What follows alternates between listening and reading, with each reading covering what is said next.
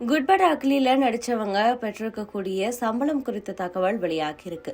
இதுல அஜித்ல இருந்து ஆதிக் ரவிச்சந்திரன் வரைக்கும் யார் யாரு எவ்வளவு சம்பளம் வாங்கியிருக்காங்கன்றத இந்த வீடியோல பார்க்கலாம். ஆதிக் ரவிச்சந்திரன் இயக்கத்துல அஜித், பிரசன்னா, சுனில், அர்ஜுன் தாஸ், சிம்ரன், த்ரிஷா, பிரியா பிரகாஷ் வாரியர் உள்ளிட்ட நடிப்புல குட் பேட் அக்லி படம் வெளியாகியிருக்கு. இந்த படம் ரசிகர்கள் மத்தியில பெரும் வரவேற்பை பெற்றிருக்கு. இந்த படத்தினுடைய முதல் நாள் காட்சியை ஷாலினியும் அவங்களுடைய மகளும் திரையரங்குல போய் பார்த்து ரசிச்சாங்க.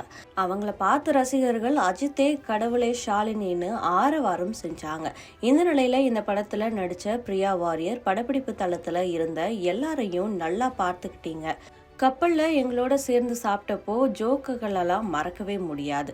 கார் ரேஸ் பத்தி நீங்க பேசும்போதெல்லாம் உங்களுடைய கண்கள்ல ஒளிரக்கூடிய பார்வை திருவிழா மாதிரி இருந்தது.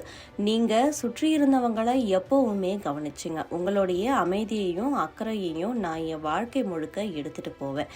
நீங்க ஒரு ரத்தினம்.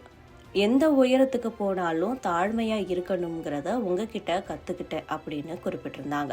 இந்த நிலையில யார் யார் எவ்வளவு சம்பளம் வாங்கியிருக்காங்கன்ற தகவல் வெளியாகியிருக்கு.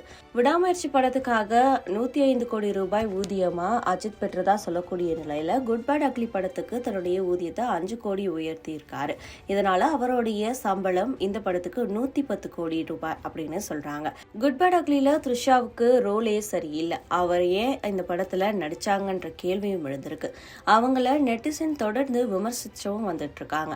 இந்த நிலையில தான் அவங்க தன்னுடைய இன்ஸ்டா ஸ்டோரியில நெட்டிசன்களை காட்டமா விமர்சனம் செஞ்சிருக்காங்க. அந்த பதிவுல அவங்க என்ன சொல்லியிருக்காங்கன்னா, டாக்ஸிக் மக்களே, நீங்க எப்படி வாழ்க்கைய வாழ்றீங்க, நல்லா தூங்குறீங்க, சமூக ஊடகங்கள்ல உட்கார்ந்துகிட்டு மத்தவங்களை பத்தி ஒண்ணுமே இல்லாத விஷயங்களை பதிவிடுறது தான் உங்களுக்கு மகிழ்ச்சியா இருக்கா? உங்க கூட இருக்கவங்களுக்காகவாது உங்களை சுற்றி இருக்கவங்களுக்காகவும் உண்மையில நான் வருத்தப்படுறேன்.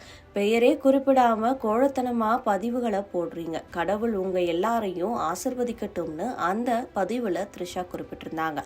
இந்த நிலையில த்ரிஷாவுக்கு குட் பேட் அக்லி படத்துல 4 கோடி ரூபாய் சம்பளமா கொடுக்கப்பட்டதா சொல்லப்படுது.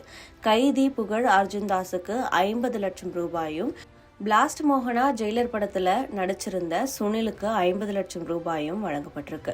கேப்டன் ஆஃப் தி ஷிப் இயக்குனர் ஆதிக் ரவிச்சந்திரனுக்கு 3 கோடி ரூபாய் சம்பளம் தந்ததா சொல்லப்படுது. அஜித்தை வச்சு ஒரு படம் இயக்க வேண்டும்ங்கிறது நீண்ட கால் கனவுன்னு ஆதிக் ரவிச்சந்திரன் தெரிவிச்சிருந்தார்.